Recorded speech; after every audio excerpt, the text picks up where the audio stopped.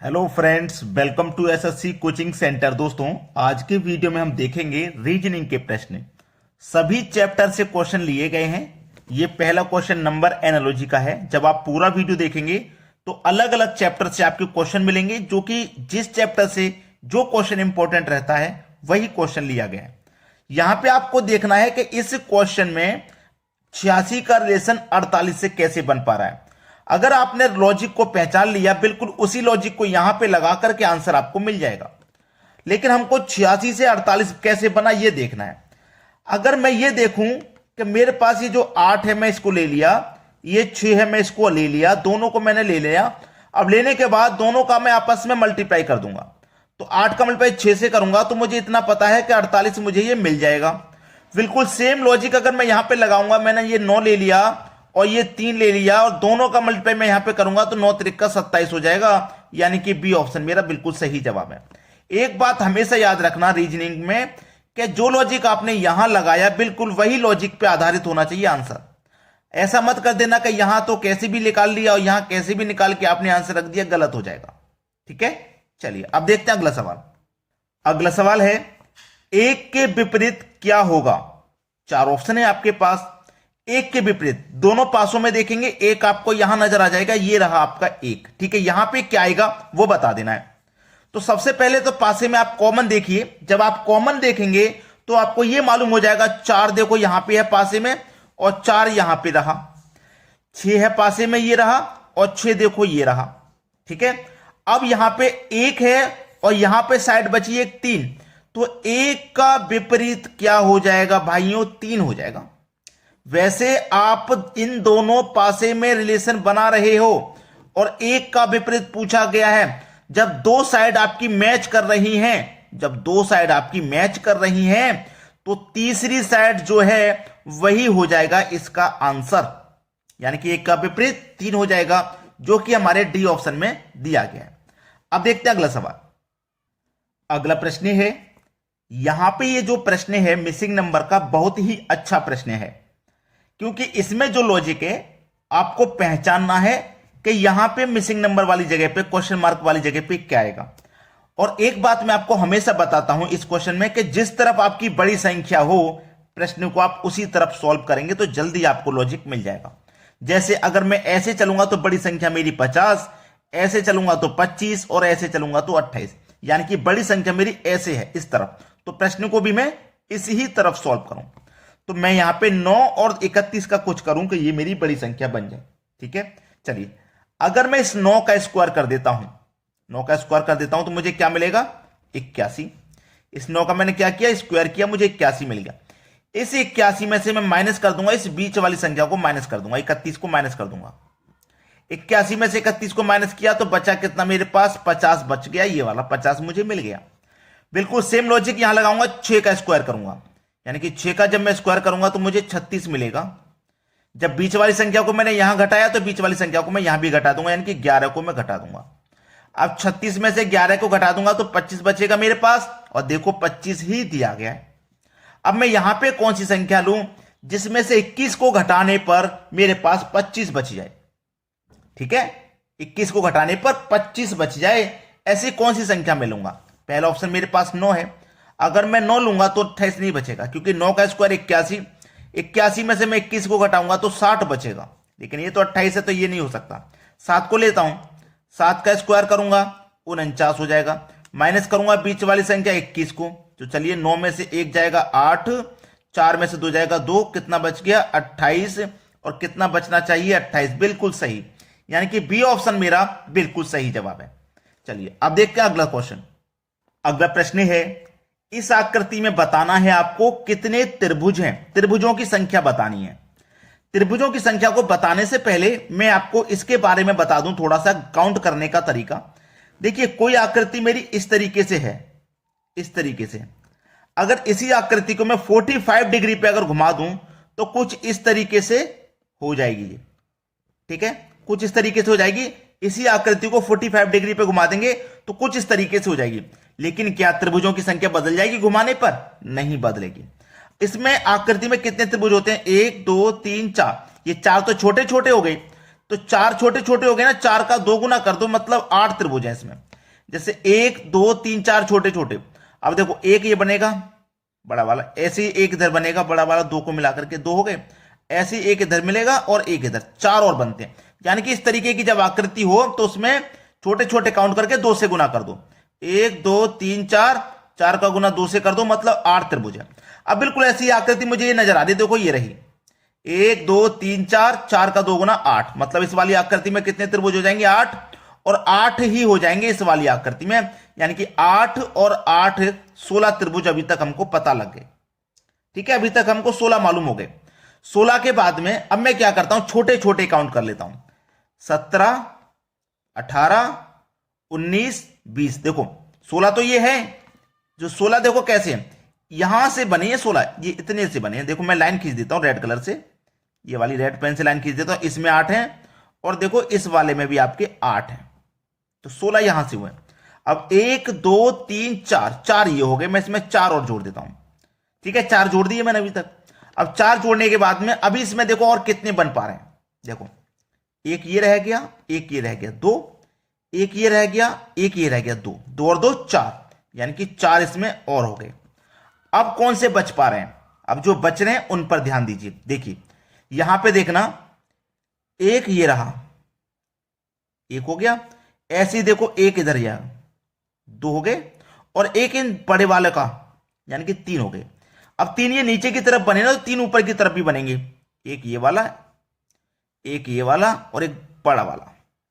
3 नीचे बने थे, 3 ऊपर, कितने और बन गए? इसमें 6 और बन गए। अब सबको जोड़ लो।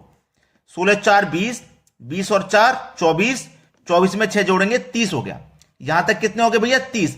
अब 30 होने के बाद में अभी और ध्यान दीजिए, और तो नहीं कहीं रह गया, मैं बताता हूं कहां रह गया। अभी आपने ये काउंट नहीं किया, एक ये वाला, ऐसे ही एक इधर ये वाला, यानी कि 2 इसमें और बन रहे हैं। तो इसमें 30 और 2 32 त्रिभुज हैं। ये आपके सवाल का बिल्कुल सही आंसर है, 32। ठीक है, सी ऑप्शन में। अब देखते हैं अगला क्वेश्चन। अगला प्रश्न है आपका, पहले की तरफ फिर से बोलूंगा कि ये मिसिंग नंबर का जब क्वेश्चन है और बड़ी संख्या जिस तरफ हो, प्रश्नों को आप उसी तरफ सॉल्व करिए ऐसे। अब 6 24 96, ऐसे तो पहुंचेंगे। तो मेरे पास ये जो 6 है, इस 6 से मैं क्या करूंगा, इस दूसरी संख्या 24 में डिवाइड दे दूंगा। 6 से कितनी बार डिवाइड जाएगा? 6 चौके 24, 4 बार में गया ना, 4 बार में गया। अब इस 4 और इस 24 का मल्टीप्लाई कर दो आपस में, 24 चौके 96 हो जाएगा। इस तरीके से आपको मिल गया। ऐसे आप क्या करो, देखो दूसरी संख्या में पहली से डिवाइड किया, यहां भी दूसरी संख्या में पहली से डिवाइड कर दो, यानी कि 28 में पहली से 7 से डिवाइड कर दो, 7 चौके 28, 4 बार में कटेगा। फिर इन दोनों का मल्टीप्लाई, 7 8 56, कैरी का 5, 4 दूने का 8, देखो 4 8 32, सॉरी यहां पे 7 का मल्टीप्लाई नहीं, 4 का मल्टीप्लाई 28 से होगा, 4 8 32 का 2, कैरी का 3, 4 दूने का 8, कैरी का 3 11, 112 आपका हो गया। और देखो 112 आपको मिल गया। सेम लॉजिक लगाना है, दूसरी संख्या में पहली से डिवाइड, यानी कि 39 में मैं पहली 13 से डिवाइड करूंगा, 13 3 का 39, 3 बार में गया।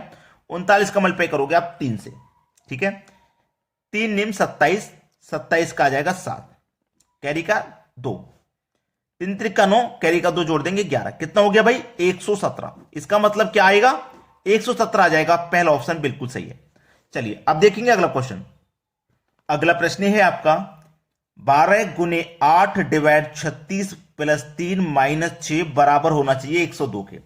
देखिए ऐसा क्वेश्चन जब भी रहे, अब आपके पास इनमें से एक एक करके आप चेक कर लेंगे। आप सोचेंगे कहीं ये वाला तो सही नहीं, कहीं ये वाला, आपको पता तो है नहीं, अलग अलग सॉल्व करके ही देखना पड़ेगा। तो मैं आपको एक हिंट देता हूं जिससे कि 90% आपको मालूम हो जाएगा आंसर क्या है। जिस ऑप्शन में डिवाइड हो उसको आप पहले चेक कीजिए। अब डिवाइड पहले भी हो सकता है, बाद में भी, लेकिन मेरे पास दोनों ऑप्शन ऐसे हैं जिसमें डिवाइड पहले है। अगर एक ऑप्शन ऐसा होता है जिसमें डिवाइड बाद में है, तो मुझे सबसे पहले वो लेना है जिसमें डिवाइड पहले है। अब यहां तो दोनों में डिवाइड पहले है, तो मैं पहले सी वाला चेक कर सकता हूं, इसको चेक करूंगा। इसका मतलब वो ये होता है कि जहां डिवाइड दिया गया हो वहां प्लस ले लेंगे, और जहां प्लस का साइन हो वहां डिवाइड ले लेंगे, ये मतलब होता है। अब 12 गुने 8 डिवाइड आ गया, और मैंने क्या बताया, जहां डिवाइड है वहां प्लस ले लेंगे आप। 36 प्लस 36 प्लस, अब जहां प्लस है वहां डिवाइड, अब यहां प्लस था ना, तो यहां आप डिवाइड ले लोगे। 3 माइनस 6 बराबर 102। चलिए अब 3 से डिवाइड करेंगे 36 में, कितनी बार जाएगा? 3 एक कम 3, 3 दूने का 6, 12 बार में डिवाइड हो गया। ठीक है, 12 बार में डिवाइड हो गया। 12 मल्टीप्लाई 8 प्लस का 12 माइनस 6 बराबर 102। 12 अट्ठे 96 प्लस का 12 माइनस 6 बराबर 102। 96 में जोड़ूंगा 12, फिर उसमें से माइनस करूंगा 6, तो 12 में से 6 माइनस कर दूंगा, 6 बचेगा। 96 में 6 जोड़ दूंगा 102, यानी कि 102 के बराबर आ गया कि नहीं आ गया? हमारे थर्ड ऑप्शन से, सी ऑप्शन से आ गया। तो हमें करना क्या है? हमें डिवाइड वाले ऑप्शन पे जाना है सीधा। ठीक है, चलिए अब देखेंगे अगला क्वेश्चन। अगला प्रश्न है आपका, यदि n बराबर 28 है और ORE बराबर 76, तो PALE बराबर क्या होगा? देखिए, अगर मैं इस n की वैल्यू की बात करूं तो मुझे इतना मालूम है कि अल्फाबेट में n 14 नंबर पे आता है, लेकिन मुझे n की वैल्यू 28 दी गई है, यानी कि 14 की 2 गुनी दी गई है। 14 का 2 गुना 28 होता है कि नहीं होता? बिल्कुल वैसे ही मैं यहां पे निकालूंगा इनकी वैल्यू ORE। कितने दिया गया है? 76। जैसे n हमारा 28 दिया गया था, ऐसे ही 76 है। अब मुझे यह पता है O 15 नंबर पे आता है, R 18 पे आता है, E 5 नंबर पे। सबको मैं क्या करूंगा? जोड़ लूंगा। 5 और 15 20, 20 में जोड़ दूंगा 18, तो ये क्या हो जाएगा? 38। अब ये 2 गुना था तो ये भी 2 गुना करूंगा मैं, 38 का 2 गुना 76 हो गया। अब आसान है कि नहीं इसको बनाना? PALE बराबर क्या होगा? O के बाद P आता है, यानी कि 16 नंबर पे, ये 1 नंबर पे, ये 12 नंबर पे और ये 5 नंबर पे। सबको भाई जोड़ लेंगे, जोड़ लेंगे ना। जब हम सभी को जोड़ेंगे तो कितना आ जाएगा? 34। 34 आ गया।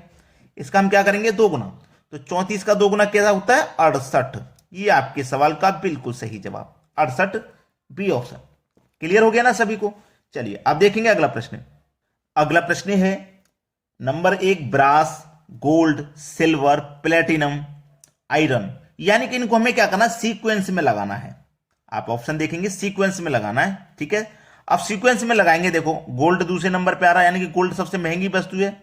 उस 1 नंबर पे आपका ब्रास आ रहा है, ब्रास सबसे सस्ती है। यानी कि ऐसे नहीं लगाएंगे, आप क्रम वाइज लगाएंगे, जैसे बढ़ते हुए क्रम में लगाएंगे या घटते हुए क्रम में। तो मैं यहां पे ये देखूंगा कि सबसे, भाई ये तो देखूंगा मैं कि सबसे सस्ती वैल्यू कौन सी है, सबसे सस्ती वैल्यू। ठीक है, यही देखूंगा। 1 नंबर से स्टार्ट करूंगा, 5 नंबर तक पहुंचूंगा और यह देखूंगा कि सबसे सस्ती वैल्यू कौन सी है। सबसे सस्ती वैल्यू है यहां पे मेरी आयरन, यानी कि 5 मेरा सबसे पहले आ गया। आयरन के बाद में दूसरे नंबर पे कौन सी सस्ती है, यानी कि आयरन से थोड़ी सी महंगी, तो ब्रास, थोड़ा महंगा है आयरन से। फिर ब्रास से थोड़ा और महंगा क्या है? गोल्ड, सिल्वर या प्लेटिनम। तो सिल्वर ब्रास से थोड़ा महंगा है, यानी कि 3 नंबर। अब बचा गोल्ड और प्लेटिनम। अब गोल्ड और प्लेटिनम में प्लेटिनम सबसे महंगा है, गोल्ड से भी महंगा है प्लेटिनम, तो यहां पे आ जाएगा आपका गोल्ड। ठीक है, 2 नंबर, और सबसे महंगा प्लेटिनम है, तो 4 नंबर सबके बाद में। अब इसको देखिए, ये कहां पे? 5 1 3 2 4, 5 1 3 2 4, यानी कि सी ऑप्शन प्रश्न का बिल्कुल सही जवाब। क्लियर हो गया ना सभी को? चलिए अब देखते हैं अगला सवाल। अगला प्रश्न है आपका, वीरू की उम्र राज की उम्र का 3 गुना है। 8 साल बाद वीरू राज का 2 गुना हो जाए तो 8 साल के बाद उनकी आयु का अंतर क्या है? भाई ये प्रश्न मैं आपको होमवर्क के लिए दे रहा हूं। एज के प्रश्न के वीडियो मैंने बहुत बना दिए, आपको अच्छे से समझा दिया। ये क्वेश्चन का आंसर आप मुझे कमेंट बॉक्स में देंगे। अगर अभी तक लाइक नहीं किए हो वीडियो को तो लाइक कर दो, शेयर नहीं किए तो शेयर कर दो। भाई इतना काम कर दीजिए। ठीक है दोस्तों, धन्यवाद।